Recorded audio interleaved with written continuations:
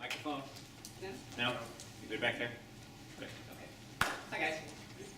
Glad you could be here. I'm Joe Esposito. As I said, real quickly, I'm board certified. I have 5 board certifications. I'm board certified in chiropractic, orthopedics, pain management. I'm double board certified in nutrition. I have a BS in clinical nutrition. I was a licensed dietitian. I retired. I'm an award-winning author.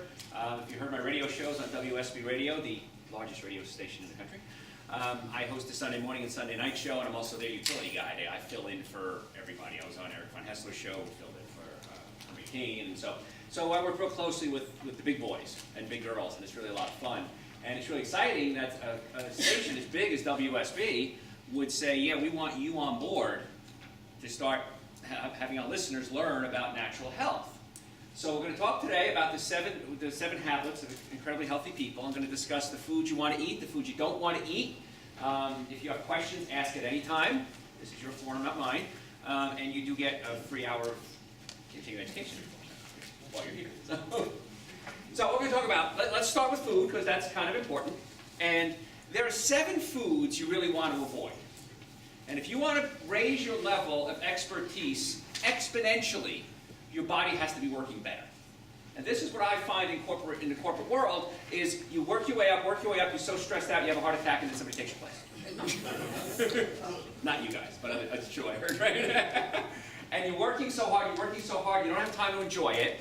But imagine, what would your life be like if you actually got home from work and had energy? Weren't constantly looking forward to the weekend.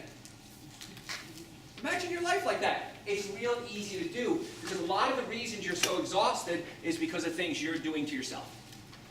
I know it hurts when you have to take a responsibility, but you did it.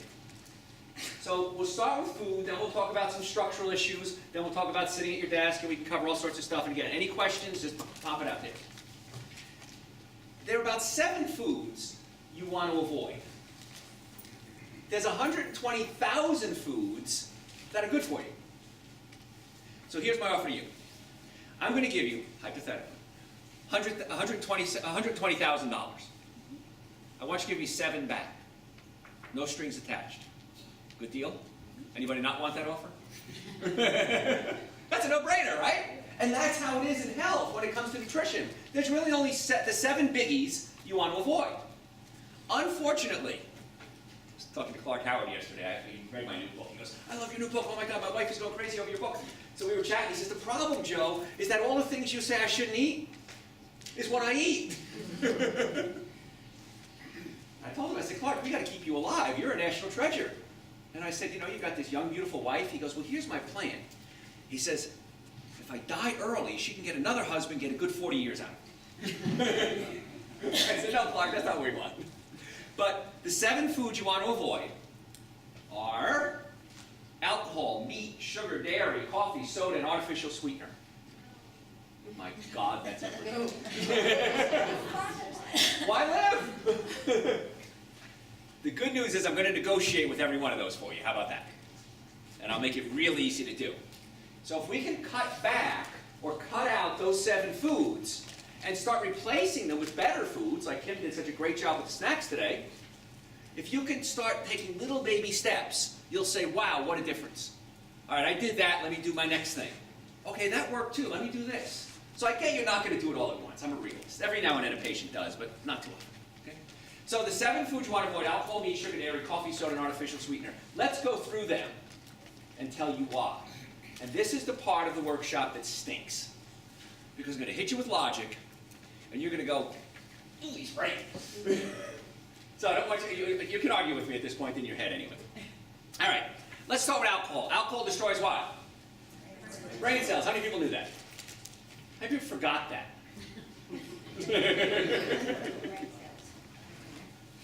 Alcohol destroys brain cells. I'm a chiropractor. My main goal is to get your brain sending messages down your spine, out your nerves, to every cell in the body. If I can get the messages to your heart, your lungs, your spleen, your kidneys, your gallbladder, your ovaries, if I can get the messages flowing uninterrupted, you can achieve good health. There's 2 things that'll mess with the nerves: chemical or physical. Now, chemical would be food, drugs, alcohol, environmental toxins, perfume, air fresheners, carpet cleaners, all these synthetic chemicals that really weren't around 20, 30 years ago are now bombarding our lives. So it's not just food anymore. I got into practice in 1985. I've been in practice 32 years. So in 1985, when I started giving my workshops, I didn't have to cover all these chemicals. It was a lot shorter. And now we've got to add all these other chemicals that we've added on. So the brain has to get messages down the spine, out the nerves, to every cell in the body. Physically, if a bone moves out of place, it pinches a nerve. And if you pinch a nerve, it hurts. So here comes logic. Give me a finger. All right. All right, Diane, if I'm doing this and it hurts, how do we stop the pain? Release it right away. Release it. Everybody figured that one out, right? No, it's not on your test, don't worry. You release it. That's one of the keys to pain management. I'm the only chiropractor in the state that's board certified in pain management. And when I go to the conferences, they all come up to me and they go, "Hey Joe, how would you deal with back pain, leg pain, neck pain, shoulder pain, whatever it is?" And I discuss this with them, and 100% of the time they go, "That makes sense." Because so many times in pain management we try to cover up the pain, and I'm good with that. I'm in pain, I want to cover it up. But then I want to find out why I have the pain. And if it's something as simple as a pinched nerve, many times it's just as simple to unpinch it. So when you're in pain, you're not performing at 100% of your capabilities, correct? So something as simple as putting the bones back in place and balancing out the structure of the body, your pain is relieved, you feel good, and that alone is going to skyrocket you to a whole other level. And reduce physical stress. 2 types of stress. Well, there's 3, chemical, physical, and emotional. I can't fix your emotional. That's your stuff, okay? But we can fix the physical, and then we teach you today how to fix the chemical. 2 out of 3. What did Meatloaf say? 2 out of 3 ain't bad. There you go. You're old enough, right? No. No, you're not. Your dad listened to I me. heard it, So 2 out of 3 ain't bad. If I can fix 2 out of 3, you can deal with the other one. Because you're able to deal with it a lot more. But imagine when you have that neck pain and the headaches, and then the boss comes in, he's being a jerk, and then you have somebody with that horrible cologne they bought at the dollar store. You know, you work with that person, don't you? And they got the dollar store perfume, and they got the headaches, and you've got the boss yelling at you, and you've got your back pain, and it's just overwhelming. You're exhausted. And then we talk about adrenal gland function. I don't know. We only have an hour, so I won't cover all that. But so unpinch the nerve physically, but chemically, alcohol destroys brain cells. A little bit of alcohol, a little bit of brain damage. A lot of alcohol, a lot of brain damage. There you go. So, and I understand you like your booze, you like your wine, and that's okay. But here's my thing. Alcohol's a diuretic, which means what? It makes you pee. Do you ever notice how you drink 1 beer, you pee out 3? Where those other 2 beers come from? Your body has to get the alcohol out of the system because your body is smart enough to know that alcohol destroys brain cells and your brain controls everything. So your body's going to say, what's more important? Getting the alcohol out of the system or dehydrating you? Getting the alcohol out of the system. And so the alcohol flushes out of your system, you pee a lot, you dehydrate, wake up the next day going, oh, because your brain shrunk. It really did. Because you dehydrated. When your brain shrinks, it hurts. So here's my rule. I told you I'll negotiate every one of the 7 deadly sins, right? For every drink you have, 3 glasses of water. It's reasonable, right? A couple of things happen. Number 1, you rehydrate yourself. Number 2, you pee a lot, you won't have time to drink. The money you'll save. So you got to rehydrate yourself. That's going to be a key. And around New Year's, I do radio. One of my radio shows I always do is recovering from hangovers. I just did last week. I did the food-romance connection, how food affects your love life and your hormones. So I try to kind of gear my radio shows and my lectures to the topic, which is what we're doing here today. But if you ever want to listen to my shows, I've got hundreds of hours of them archived. It's on my website. It's on my card, drjoeesposito.com. We have videos. We're videotaping this. We'll put it on my website in case you want to see it again. Because you're going to go, that was too much. I lost them after 10 minutes. So we're going to put it on the website. You can watch that there too. So alcohol destroys brain cells. Your brain controls everything. But some of you are thinking to yourself, I know you are, but Dr. Joe, I heard that which alcohol is good for your heart? Wine. What color? Red. Why not white? Rhetorical question. Why not white? Why not vodka? Why not beer? It's all alcohol. It's not the wine that's good for your heart. It's the red that's good for your heart. What makes it red? Resveratrol. Grapes. Okay, so red grapes have antioxidants, proanthocyanidins, resveratrol, a lot of big words, which are actually beneficial to your heart. The problem is that the red part is mixed in with the wine part. We talked about the alcohol. But the good news is that resveratrol, by the way, resveratrol has actually been shown to reverse the aging process. How cool is that? In your genes, not these genes, but in your genes, you have a little tail called a telomere. And the telomere, when you're young, is very big and active. You know about telomeres? Yeah, cool you are. And the telomeres are really young and active, and they bounce around a lot. And as you get older, the telomere starts to shrink and become less active. So we can actually measure your biological age, not your calendar age, but your biological age, by measuring telomere function. So we can look at you and say, wow, you're 70 or 80 or 90, but your telomeres are telling me you're 30 or 40, or vice versa. Okay?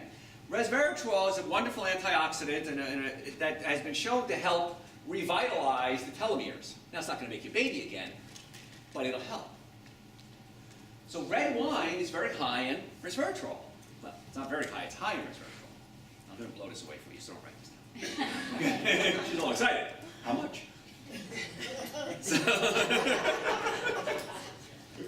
Stop at Power Alcohol. So, the only way grapes produce resveratrol is if they're exposed to fungus.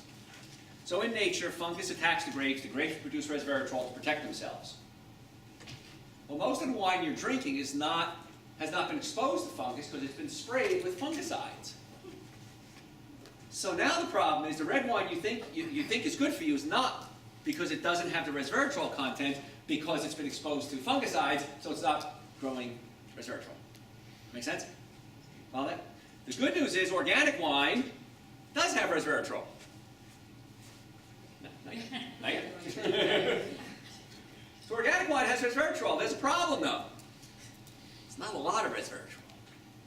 So you have to drink about a case of wine a day to get a medicinal reaction. And she's going, yes, Dr. Joe said. Case of wine a day. He prescribed it. So if you think you're doing yourself good with a glass of red wine, you're fooling yourself. Now it relaxes you, that can help with stress, but there's the downside. Okay? So alcohol, not a good idea. Okay? Sugar gives you what? Energy, right? It's on TV, it must be true. And it's true, your cells utilize a type of sugar called glucose. There's a lot of different sugars. And it utilizes glucose, and glucose goes into the cells. And glucose causes the pancreas to release insulin. Insulin is released, it goes into the cell. Insulin tells the cell to open up and let the sugar in. The cells open up, the sugar goes in, and that's how your body uses glucose as a fuel. That's pretty cool. Problem is, how many people eat glucose? Not many of you, do you? You might eat something like table sugar, white table sugar. That's 50% glucose, 50% fructose.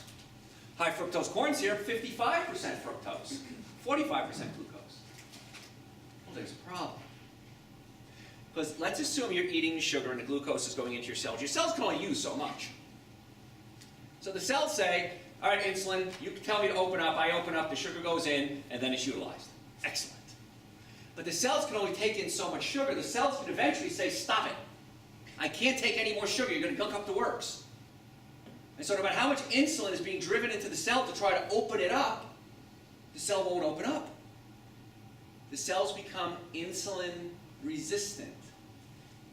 What's another word for insulin resistance? Type 2 diabetes. Oh. Diabetics make plenty of insulin. Type 2 diabetics. They just can't, the cells won't take it anymore because you get too much. So what do? We try to give you more insulin to force the insulin to open up the cells and get that sugar in there. And now the cells don't work properly. And that's why there's so many complications from diabetes. So the cells are filled up, they can't take any more sugar. You're still eating sugar, right? Not anymore, not after today. So you're still eating sugar, sugar has to go somewhere. Sugar gets stored as glycogen. Once all the cells are filled up, glycogen is your reserve tank of energy. Once the glycogen stores are all filled up, you're still eating sugar, aren't you? What happens? Sugar can't be in your blood too long. Sugar's an acid. Blood acidity goes up and you die. So the body says, I got to get the sugar out of here. the cells won't take it, the glycogen stores won't take it, I got to do something with this sugar. It converts it into triglycerides, you may have heard that word, which gets stored as fat. That is why sugar makes you fat. And if you didn't get it, we'll put it on the tape and you can watch it again. But now you understand why sugar makes fat. Fats don't do that, by the way. So in a reasonable amount of fat, you're not going to gain weight. A little bit of sugar, you'll gain weight. Pretty nifty. So that's not good. But now most of you are not eating glucose and fructose. You're eating mostly fructose, high fructose corn syrup, right? Fructose, you following so far? Mm-hmm. Not losing you? Okay, let's get a little chemistry here. Fructose has to be converted into glucose because you can't use fructose. It happens in the liver. After about 30 grams of fructose, what's that? A can of soda maybe or two? The body is turning the fructose into glucose, but it produces a waste product. The waste product it produces is called uric acid. Uric acid gets in your joints and it hurts. I'm a chiropractor. I have 5 doctors in my team. We have 3 offices. Every patient that comes in our office has some type of pain. And so if you're coming to see me and you say, Dr. Joe, I got neck pain and back pain, I adjust you, I give you the best adjustment in the world. And I put the shoulder and the foot and the knee and the spine all back in place, and you keep eating fructose, converting it to uric acid, you're going to keep hurting somewhat. But that's not the worst part. High fructose, and fructose converts into uric acid. Uric acid prevents your body from producing something called nitric oxide. Nitric oxide is a vasodilator. It opens up your blood vessels. The biggest problem we're having is not so much that you need these pills, is that you're eating too much fructose, converting into uric acid. Uric acid prevents nitric oxide production, and you can't open up your blood vessels. Now you want to perform well, not just there, but at work, and you have your brain working. If you're not producing nitric oxide to open up your brain, the blood vessels to your brain can't work. You've got brain fog, you've got headaches, you've got blurred vision, you've got fatigue. Following? So a lot of the problems you're having are coming from you eating too much sugar. And I can give you a 2-hour workshop on nothing but sugar, but I won't, because we have other things to cover. Trust me, you got to stay away from sugar. But some of you are smarter than me, and you think, because I'm from Jersey, because you think that I'm not going to eat regular soda or drink regular soda. I'm going to drink diet soda. Has no sugar. Brilliant. You think I'd let that one go? Of all the things I'm going to teach you, and hopefully you'll go to my website, you'll listen to my radio shows, you'll read my articles, read my books. My books, by the way, folks, we don't want to take them home. What's going to happen is you're going to say, this stuff is all amazing. I want to learn more. And that's why I'm going to put it on the website for you. So, you're doing the diet soda because you're smart, and you think it doesn't have sugar in it, but of all the things I'm ever going to teach you, the worst thing you can put in your body, artificial sweetener. Okay? With me so far? Not losing you. What about stevia? When you get there.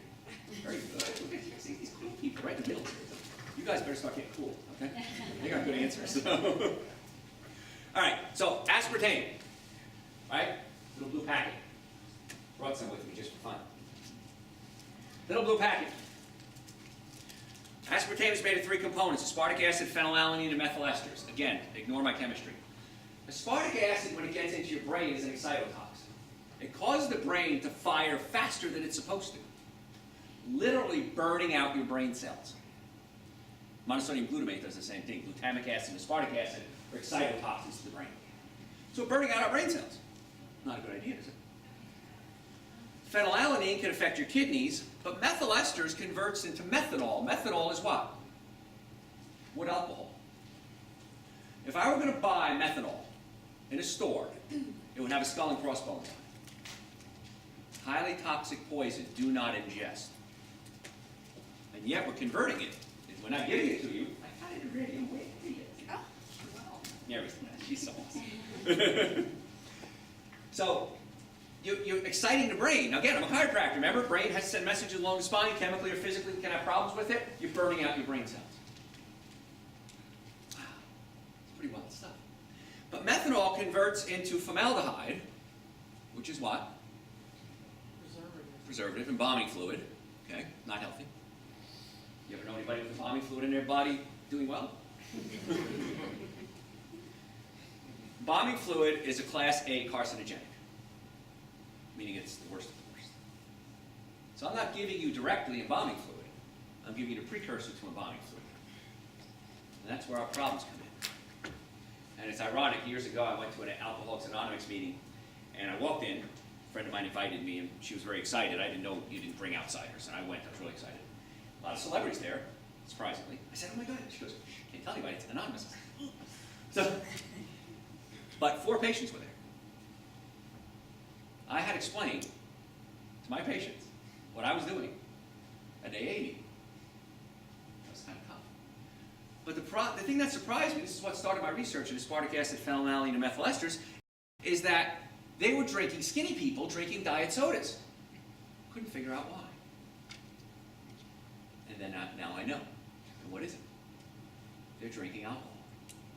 They're getting drunk at the AA meetings. Wow. I said to the director, I said, listen, you need to give me 5 minutes to explain to these people what they're doing to themselves. True story. He said, you can't speak at an AA meeting, you're not an alcoholic. I said, you're kidding me, right? So I should go out and get drunk, come home, say I'm an alcoholic, and then you let me speak? And that's an example of bureaucracy gone wrong. Okay? And unfortunately, I couldn't share that story at the AA meeting. But every time you're drinking diet soda, you're destroying your brain cells, is the bottom line. So you've got to give that up. It affects the nervous system, right? Anybody want to come up and volunteer, and I'll show you how bad it is? Come on. There you go. See, brave. You're up front. She's brave. Okay, see? Cool people. What's your name? Catrice. Catrice, nice to see you. Nice All right, to do I meet know you? No. Have I paid you a lot? Okay, good. All right, Catrice, I'm going to show you what happened. I'm not going to make you eat it, don't worry. Put your arm straight out. Oh. Just one, you look silly. Push up toward the sky. Push up real hard. Wow. Push again. Anybody sickly or weak maybe I could hear? I'm not going to make you eat this. I'm going to make you hold. Get your hand out. Just dumping it, packaging, artificial sweetener. Wrap your hand around. Now this is a good example, and I do a whole lecture on cosmetics as well, because your skin is a sponge. Anything that comes in contact with your skin is going to get absorbed. So it doesn't matter if it's cosmetics or toothpaste or lipstick, you got to be careful, that's again a whole nother lecture, on what you're putting in your body from a chemical standpoint. Remember, chemically or physically, we can damage the nerves. I'm having you hold this just for about 30 seconds. It's being absorbed into your body. Right? You feel it? But we said it's a neurotoxin. It affects the nervous system, right? Watch what happens. Put your arm straight out. Push up toward the sky. Do that again. Hard as you can. And I know you work out 3 days a week. Before this, you were strong. I was. Throw that away somewhere. What just happened? She didn't eat it. She held it for 30 seconds. She works out 3 days a week. Every muscle in her body went weak. You want to improve your performance of you and your team? Don't supply them with diet soda. Pretty crazy, isn't it? Kind of freaking out a little bit, right? That's how quickly these toxins can get into your body. So like I said, of all the poisons and things I'm going to teach you about food, the #1 thing you have to avoid is artificial sweetener. The yellow packet, sucralose, is a chlorinated hydrocarbon. When you put a chlorinated hydrocarbon in your body, it stimulates your estrogen receptor sites. All of us have enough estrogen, men and women. We don't need more. Because too much estrogen causes abnormal cell growth. What do we call that?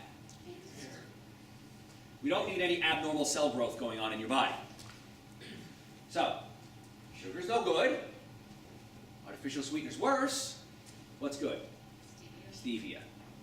If you have to use a sweetener, there's several you can use. Stevia is my favorite.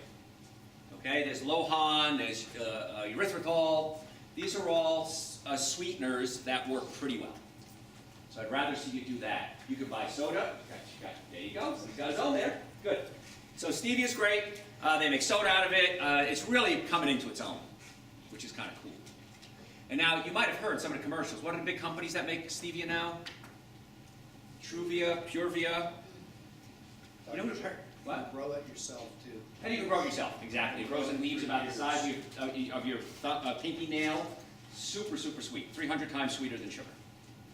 Now, you've heard of Truvia and Purvia? Who do you think the parent companies of Truvia and Purvia are?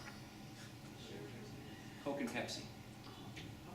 So you're going to see, within the next few years, the artificial sweeteners being pulled out of the diet sodas, I'm predicting now, and you're going to see things like stevia, Truvia, Purvia, replacing it. Because everybody knows, in the chemistry world, what I just told you. And now you're going to see that start to transition out. Pretty cool, yes? Is there a difference between organic stevia and non-organic stevia? Stevia doesn't use a lot of pesticides. Organic is always better. In anything, organic is better. But stevia doesn't use a lot of pesticides, which is good. It grows like a weed, because it is a weed, really. So, you can cheat on that one. Okay? Pretty cool. All right. How long are we talking now? 15 minutes? You've got 25 minutes. Okay. 25 minutes left? Mm-hmm. Oh, I need more time then. I'm sorry. Okay, No. you take as long Close as the you doors. need. We're having breakfast. Way too much to cover. All right, let me talk quickly then. Okay, so alcohol, sugar, artificial sweetener, coffee. The way coffee works is coffee doesn't give you energy, it prevents you from getting tired. You have a chemical in your brain called adenosine. Adenosine is released and it's absorbed into your brain at adenosine receptor sites, and then you get tired. That's perfectly normal, that's why you get tired. Caffeine looks like adenosine, so it blocks up the adenosine receptor site so you can't absorb the caffeine. The caffeine blocks it so you can't absorb the adenosine, and you stay awake. Follow it? But what happens is you have a cup of coffee and you block up your adenosine receptor sites and you go, oh man, I feel great. Well, the body's smarter than you. Your body says, wait a minute, I need to get tired, I need to rest. You're running me great, you're stressing me out. I got to produce more adenosine receptor sites so that I can make you tired. So when it took one cup of coffee, now it takes, got it? So weaning off the coffee is a good idea. In my first book, called Eating Right for the Health of It, funny story behind that, I don't have time to tell you. I have a chapter called Kicking the Habit. And in here we tell you how to kick the habit. So you should buy the book, but if you don't buy the book, this is how you do it. What you want to do is take a cup of coffee, put it in front of you, or soda, whatever your addiction is, and take 1 tablespoon every hour. Maybe 2 tablespoons if you're a heavy, hardcore addict. And start weaning yourself off. The other problems with coffee is nothing has, well, depending on research you read, no food has more synthetic pesticides than coffee. So if you're going to do coffee, do organic, okay, or tea is better. Okay, and it's an acid. When you put acid in your body has to neutralize the acid. The body uses calcium as its primary neutralizing agent. So when you're putting acids in your body, alcohol, meat, sugar, dairy, coffee, soda, and artificial sweetener, you're sucking calcium out of your bones to neutralize the acid. So what I found in my years of practice is that the major cause of osteoporosis is not too little calcium. Because if it was, you would take a calcium supplement and the problem would be solved, right? Doesn't work that way. Anybody with osteoporosis, they take calcium supplements. Nobody ever cures osteoporosis. So it's not, in most cases, that you have too little calcium, it's that you have too much acid. Cut out the acid foods, the body doesn't have to use the calcium to neutralize the acid, and then the food you do eat, which is good for you, gets absorbed and everything works. Pretty cool, huh? Neat stuff. Okay, so I got to shorten it up here, 25 minutes, because I know you're going to have 1,000 Oh, questions. you got more time if you need. Okay. You okay? Going a little late? You don't mind? Okay, good. So I'll stay, I don't care, but I know you guys if you have to run. All right, so alcohol, meat, dairy, coffee, soda. Well, soda we covered artificial sweeteners and sugars there, so we'll skip that one. Meat and dairy products, okay? Now, I haven't had meat in 30 years. I'm not asking you to be crazy like me, okay? I'm in my mid-50s. I run circles around my 20-year-old secretaries and doctors.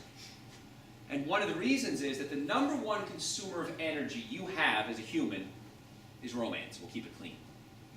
#1 consumer of energy you have is romance. The #2 consumer of energy is digestion. The hardest food to digest is animal products. Specific, in this case, meat. So you'll notice, if you want to peak performance, feed your group something healthy like Kim did today. Okay? Notice their production in the afternoon.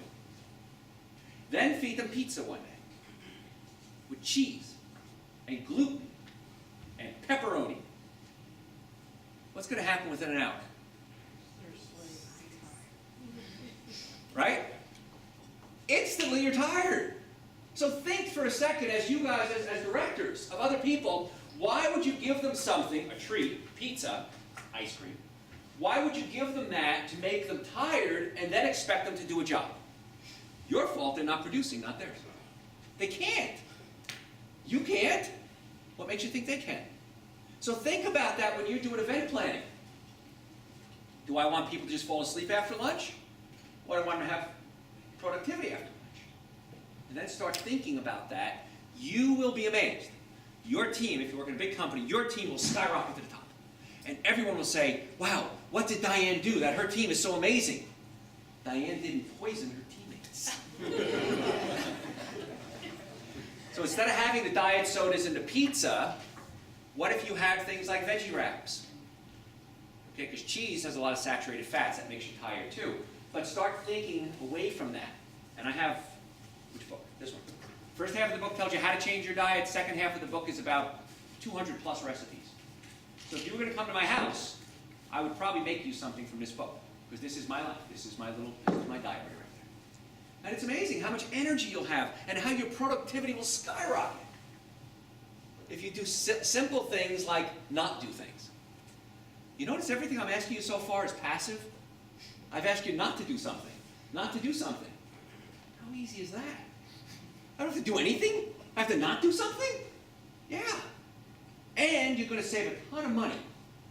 Kim said to me yesterday, the day before, she was got a really tight budget for this meeting, but we're going to handle it. So this was cheaper than most events you hold, right? So you're going to save money for you and the company.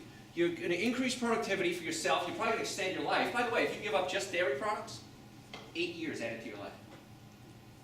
Plant-based diet, 11 years added to your life. Yes? Where is that statistic?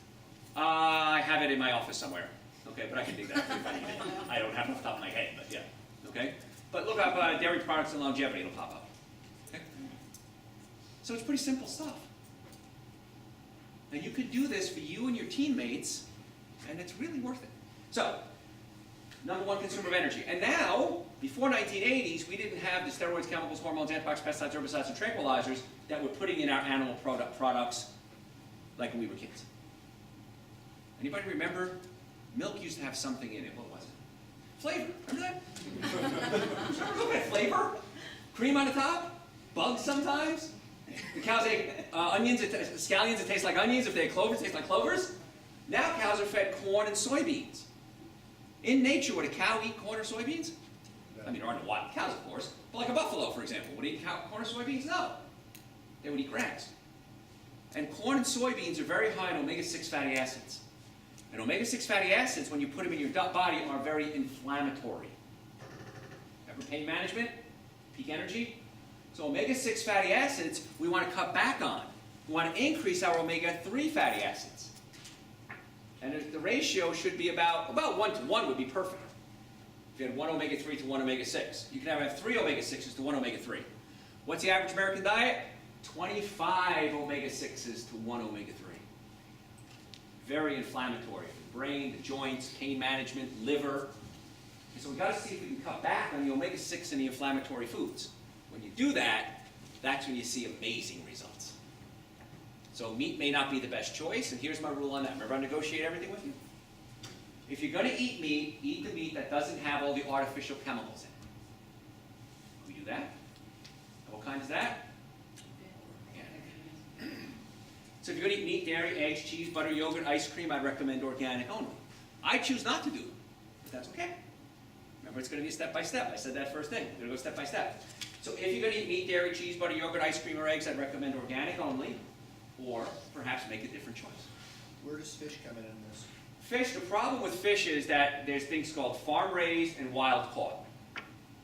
Farm-raised, unfortunately, are fed the same thing that the land animals are fed. So if you're going to do fish, they need to be wild-caught fish. But I can give you a whole dissertation on that because Alaskan salmon used to be safe. Something happened in Japan a while ago. What happened, you remember? Fukushima melted down. Fukushima, finally they put a dome around it. But it was dumping radiation into the Pacific Ocean, and we were finding high levels of radiation everywhere. Dr. Joe, they didn't put a dome around Fukushima, they did it at Chernobyl, a new one. They didn't put one? No, Oh. they can't enclose Fukushima, there's 3 nuclear reactors that melted down, and they can't do it because it's already in the groundwater. Okay, it's in the water already, so yeah, so that used to be an issue, it is an issue, but I mean, Alaskan salmon used to be better, but if you're going to eat fish, wild caught, okay, I'll negotiate with them. Fair enough? And don't eat shellfish. No, you're yelling at me. A couple thousand years ago, there was a book written by a guy named Moses, called Leviticus. And in Leviticus, Leviticus is kind of like guide for your life. It really isn't so religious as it is. Hey, these are some step-by-step guides. And Moses even said, don't eat shellfish. And there are 2 to 3 major religions that you can get in big trouble for eating clam. Why is that?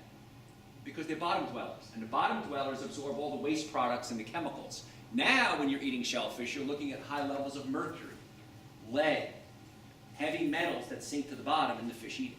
And I can give you the whole process how that happens, but I won't bore you with that. So you eat a lot of lead and mercury. So, I know you don't want to hear it, but that may not be the best choice. Crustaceans. Yes?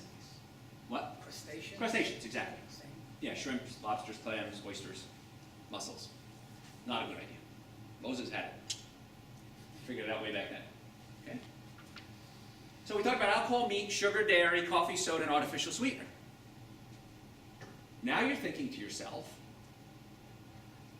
what can I eat? There's nothing left. So what do you eat? What happens in the real world? Okay, so for breakfast, I start my day with this. And then I'll have maybe a piece of fruit or 2. What's going to happen the first couple of days or a couple of weeks, you're going to get hungry around 10 o'clock, right? So then you have to put something in your body that's going to be good for you, that isn't going to make you tired, like most of the snacks you've been eating up to this point. What can you do? Then I'll have a handful of nuts. Almonds, walnuts, pecans, pistachios, a trail mix, maybe throw some raisins, some pineapples in there. And that'll get me through to lunch. Lunch is usually a salad. And here's some rules.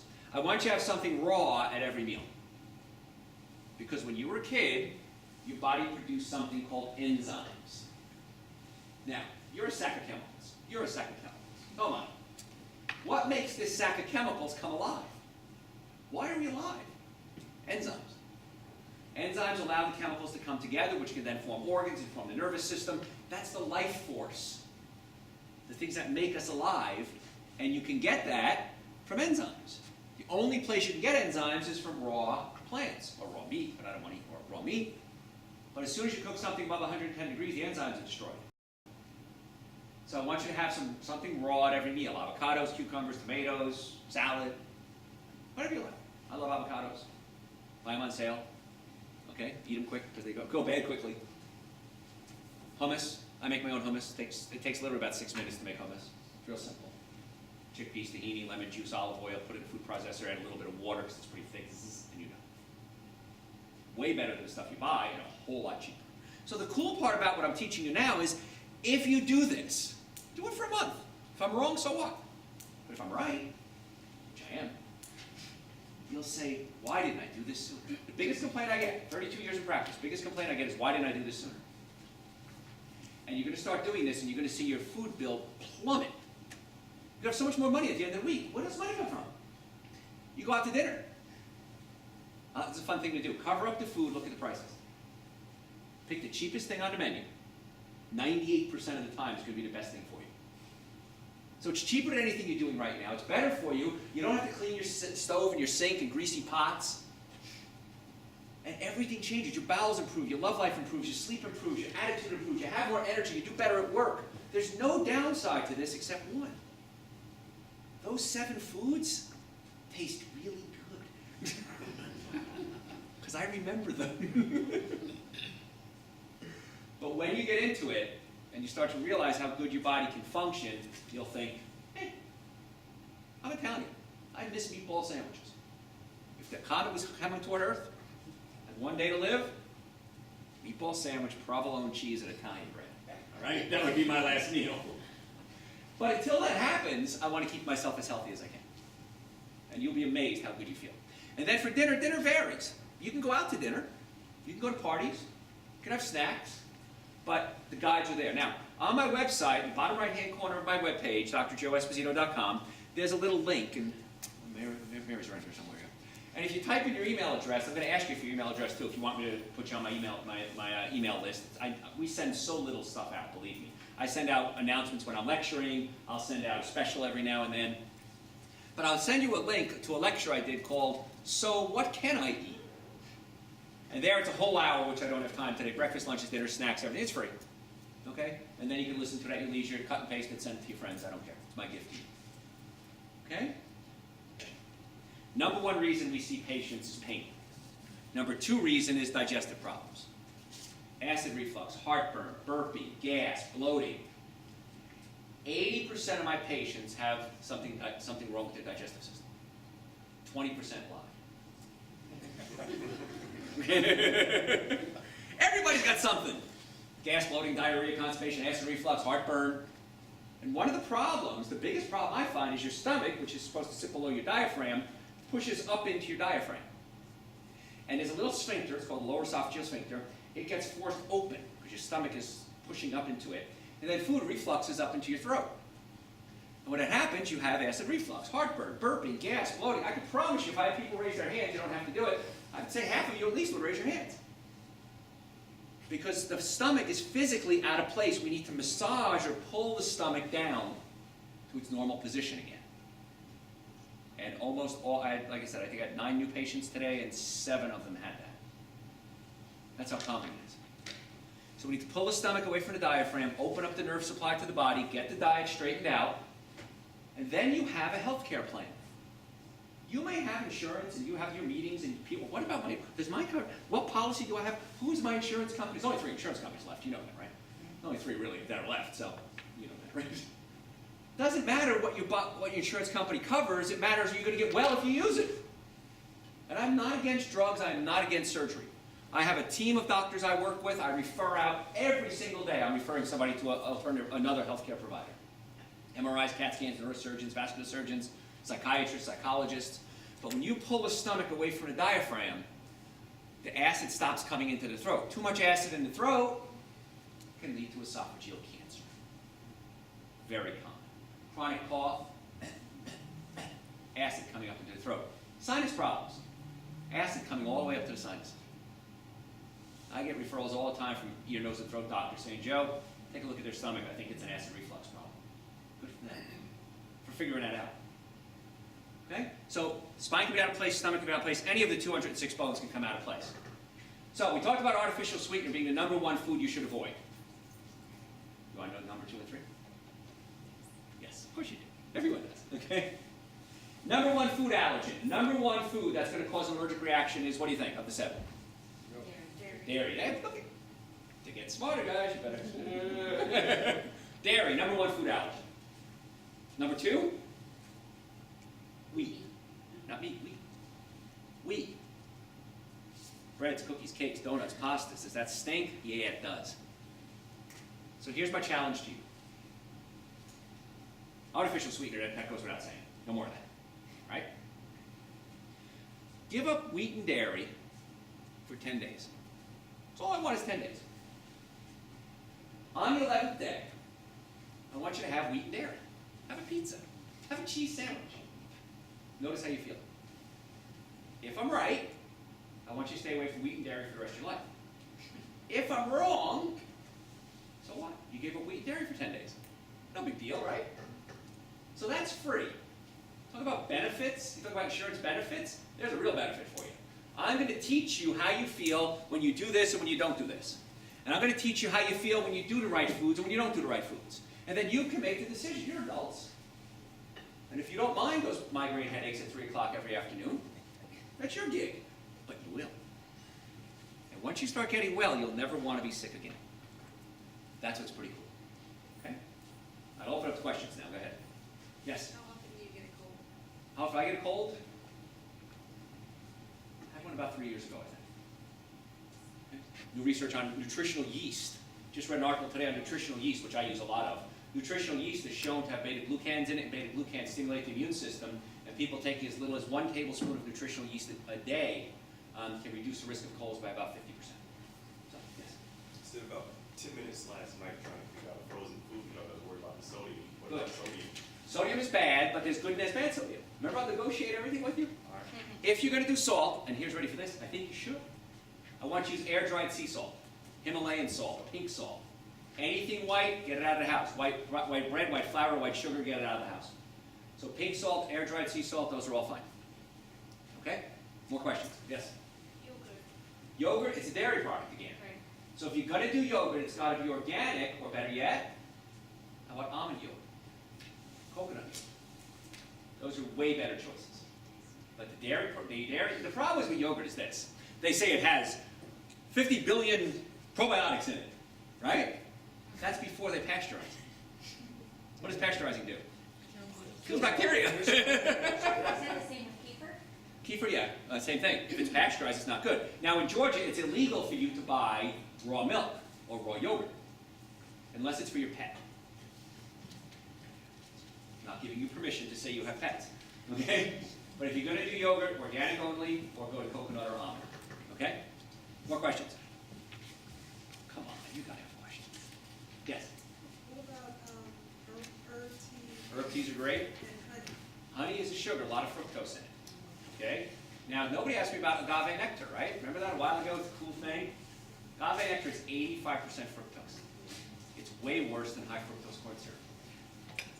Okay? So if you're going to use honey, very small amounts. And it's got to be organic. Black tea, green tea. Green tea better than black tea. Black tea has caffeine in it, and black tea also has a lot of aluminum in it, naturally occurring. It's absorbed from the soil. It's nature. I've heard there's no upper spec limit for how much green tea you should drink. Not really, no. I mean, there are studies done on 10, 15, 20 cups a day, which I don't know who drinks that much. But green tea is a better choice, and then herbal teas are better. Now, I speak a lot. So I drink something called slippery elm tea. Slippery elm tea is very soothing to the throat. And I like cinnamon, so I'll add cinnamon to it, or I'll have cinnamon tea. So find what you like, and you can use it. And if you can, try to do organic, because a lot of times the tea bags are bleached. So is it, I've heard that, I like to drink decaf. Good. Personally, I don't drink soda, I don't drink coffee, I just drink decaf. Right. A lot of acid reflux. Yeah. Oh, So- see, there's one. I was told that in the decaffeination process, they use something like bleach or whatever. Turpentine and formaldehyde. So, to stick more with. Organic wouldn't use turpentine and formaldehyde, so if you're going to do an organic decaf, that's a better choice. So that's a good point about coffee. If you're going to do coffee, here's my rule. It's got to be organic. Organic decaf is better than organic. Following? This way you don't get all the pesticides and chemicals in it. So I'll negotiate with you on a coffee. Organic only, preferably organic decaf. Fair enough? Okay, yes. What do you think about protein shakes and protein bars? Protein shakes and protein bars are okay, but a lot of times it's deceptive advertising. Your body only needs about 8% of its total caloric intake as protein. Anything beyond that is wasted. Protein bars, 10%, 15, 17%. You're getting way too much protein in your body. And that protein has to be processed, and it gets processed in your kidneys and your liver. So they can cause a lot of damage to the kidneys and the liver if you eat too much protein. And too much protein, especially animal protein, stimulates something called the mTOR pathway. The mTOR pathway is the beginning of how cancer cells form. So the new studies out are showing the higher protein diets can lead to the mTOR pathway activation, which then goes pop, pop, pop, pop, and causes cancer cells. So how many grams of protein a day would you recommend? For you, 45. Okay? I eat less than that, but you don't need a lot, but that's okay. Yes, 45, I'll give you the upper end. What about issues with oxalates? What is it? Oxalates. Oxalates can be a big issue, but if you alkalize your system, things like super greens, celery, spinach, figs, raw foods, they'll help neutralize those acids. But the oxalates can be an issue if you have a tendency to produce things like kidney stones. Yeah. So then just avoid those. But what will happen is once you straighten out your diet, you'll find you won't have to avoid. Okay. Yes? Oh, Which is better, NutriBullet or a juicer? NutriBullet. You get the whole thing then. Yeah. What about Okay. eggs? If you're going to eat eggs, they got to be organic. I'll cut you a deal on that. Okay. Yeah. So if it's 8% protein, what's the other sort of, how do you feel on the other percentages of how much what? Say it again, I'm sorry. 8% protein, 8%, right, of your total caloric intake is protein. total caloric intake, and then Right. so much is fat, so much is I'd like to go about 50% fat. 50% fat. 50% fat, and then the rest, 20, 30% carbohydrates. But you want to make sure they're complex carbohydrates with fiber. So fruits, vegetables, nuts, and seeds. Because the fiber is going to slowly push the sugar through your colon, and you get a slow release of sugar. When you eat apple juice, bam, all that sugar gets absorbed at once. An apple, I saw you guys eating, slowly pushes it through the colon, you get a slow release of sugar. That takes the stress off the pancreas and the body's reaction. That's why the NutriBullet better than a juicer. Yes? So should you not have any milk with your black tea? If you're going to do milk, coconut milk, almond milk, hemp milk, chia seed milk, cashew milk, that's what I use. Okay? And how much should you, what's a good number of cup of tea? Black tea, make sure it's organic, and then as much as you can handle, really. But it is slightly acidic, and it does have a little bit of aluminum in it. Way better than coffee, though. I'd rather see you do tea than coffee. Is fasting a good idea? Fasting is wonderful. Best way to lose weight, I have a chapter in this book. By the way, this book is awesome. Okay? Took me 2 years to write it. I hired all sorts of professionals and everything to lay it out, edit it and everything. And the reviews have just been off the chart. It's been out for a week and a half now. Okay, it's crazy. You guys get the first editions of it. And Mary did a wonderful job editing that for me. Thank you. So, fasting, one of the easiest, quickest way to lose weight is something called intermittent fasting. Every time you eat something, your snacks today will take about 8 hours to get it into your body. After 8 hours, you've used up that meal. This is a general term. Your body then starts burning fat as fuel. So the longer you fast, the more fat you're going to burn. Most of us eat till 8, 9 o'clock at night, wake up at 7 o'clock in the morning, start eating again, and we don't give our bodies a chance to go into the fat-burning mode. And so what I recommend is skip dinner once or twice a week. That's how I do it. And the longer you go between meals, if you can go 16 hours between meals, you're sleeping 8, so it's not that bad, 4 on one end, 4 on the other, you'll be amazed how your body becomes a fat-burning machine. Okay? And so that's a great way to get the body to start burning fat. So fasting is great, and that's called intermittent fasting. You just do it periodically. Okay? And that's that. I have a whole chapter on that in here. When you fast, is it just water? Yeah, you got to do water. Make sure you're doing water. Yeah. What if you're not trying to lose any weight? Does it make you lose? The cool part is your body stops when it hits your good weight. You're not going to keep shriveling up and dying. So then your body just becomes normal. So that's kind of cool. Have you run across or read any research that links saturated fat intake with insulin resistance? Yes. We find that if somebody's eating sugar, and this is a good question. Boy, look how smart you are. Middle of the room again. Just saying. If you eat, let's say, assume an Asian diet with a lot of rice, or an Indian diet with a lot of rice, okay? You have so much insulin being released. When you add animal protein to it, the insulin skyrockets. Not sure why yet. This is the new research that's out.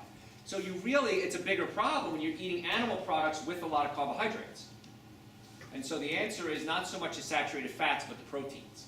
Now there's plant-saturated fats too, which are okay for you, like coconut oil.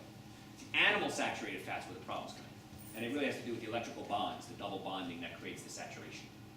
So just, I apologize, quick follow-up. That's okay, no. If you're already watching your sugar intake, is the saturated fat intake also something that you need to be watching or monitoring if you want to prevent or at least improve insulin resistance? If it's an animal saturated fat, yes. If it's a plant-based saturated fat, no.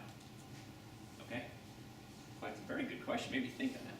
It seems to follow similar guidelines as like the paleo diet. Is there anything in that diet? It's really easy to kind of find recipes and stuff for that. Is there anything in there that you would stay away from? If you're going to eat animal products, follow the paleo diet with organic animal products.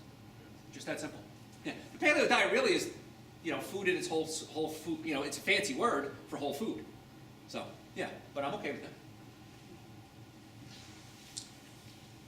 I know it all probably contributes, but the ADD, ADHD, what would you say out of this is the biggest? The number one article downloaded on my website by far is ADHD and ADD. Oh, actually, it's on gastroesophageal reflux disease and ADD. And I have an article on my website. It's called ADD. It's not a Ritalin deficiency. Okay, because that's how we treat it. You must have a Ritalin deficiency. This is what I found in my personal research, and you might be surprised, but when I was young, they didn't have a thing called ADD. You were just the wise guy. I was the wise guy. Your stomach's job is to take proteins and break them into amino acids. The amino acid tryptophan combines with vitamin B6 in your small intestine and creates a chemical called 5-HTP. 5-HTP becomes serotonin in your brain. Serotonin is what helps you focus. Serotonin becomes melatonin, which helps you sleep. So every ADD, ADHD patient I've ever seen, anxiety, depression, bipolar, even suicidal, every one, 100% of them in 32 years of practice, working 6 days a week, has an undiagnosed digestive problem. They're not breaking their proteins into amino acids. So when I massage the stomach down away from the diaphragm, and my staff does this a lot for me, and you get the digestive system working, you see miracles in most of those cases. Okay? Tyrosine becomes, tryptophan becomes serotonin, tyrosine becomes dopamine. Dopamine is the neurotransmitter that gives you pleasure. And if you can't produce enough neurotransmitter to get pleasure, you start seeking outside stimuli. Food, drugs, alcohol, sex, gambling. And many, many times, in fact, every case I've ever had, I haven't been proven wrong yet, it once again goes back to the digestive system. Okay, it's not the only thing, but it's the main thing. Read that article, it's about 2 paragraphs long, it's really cool. A few more questions, Joe? What? A few more questions? Yeah, well, you tell me to stop. Yeah, a few more. Yes? For allergies, they say that you should be eating local honey. Is there any truth to that? There's not a lot of scientific evidence on that. It's supposed to have local pollen. It's supposed to kick in your immune system. You cut out your wheat, your dairy products, and most of your allergies are going to go away, including things like eczema and skin rashes. Yes? How important is it to stay away from water that's fluoridated? Fluoridated water. In fact, nobody asked me about thyroid yet, which is that's a whole nother lecture. Your thyroid gland absorbs iodine. Fluorine, chlorine, and bromine look like iodine. They're called haloids, and they block up the iodine receptor site, so you can't absorb iodine. So it really blows out your thyroid gland by doing things like fluorinated water. It also kills off the good bacteria in your colon and acts like an antibiotic. So absolutely positively, at least have water filters. On my website, we have water filters. You can get them there. My house has a water filter this big. Every drop of water coming into my house is filtered. Because fluorine and chlorine can evaporate out of toilet water. I don't want it in my house, and that's why I filter everything. But that's expensive, but at least get under sink filters, and Mary has them on the website. You can order them there if you want. What about reverse osmosis? 'Cause The I think best. that takes all the minerals out, so you're not getting your minerals. Your water is not designed to be a source of minerals. Okay, your water is designed to be water. Get your minerals from your food. So I've heard that about, what do you call this distillation too. But reverse osmosis is the best. It's not practical and it's expensive, but that's the best. What about the alkaline water? I'm not a big fan of the alkaline water because the alkaline water doesn't fix anything. If your body's too acidic, you have to stop making your body acidic. Taking alkaline water and acidifying your body is, spraying the fire with a hose on here and then throwing gas on the other side. So you really got to get to the cause of the problem, not the symptoms. I'm not against the alkaline water. I just don't think it's necessary because you should be doing the other stuff way more important. Okay? I've read a whole bunch of books about nutrition and health and fitness and all that, but I've never heard about pulling your stomach away from your diaphragm. I know. Like, what even causes it to go? I think it's because you had a big meal at some time in your life and it just spasmed and pushed up against the diaphragm. And so how often do you need to do that? It depends on the patient. I've had them 1 or 2 visits and it holds. I have to get mine fixed about once every 6 months. Will a trampoline work?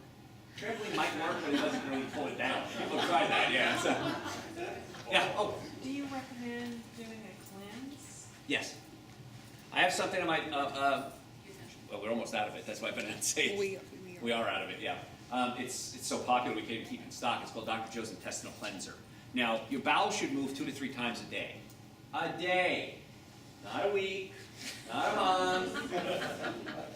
2 to 3 times a day. Food in should mean food out. And if that's not happening, you got to pull the stomach away from the diaphragm. Chiropractically, we check the nerves in the low back that control the bowels, make sure they're not being pinched, get you on a good diet, and then if it's still not working, we'll give you a little boost with the intestinal cleanser.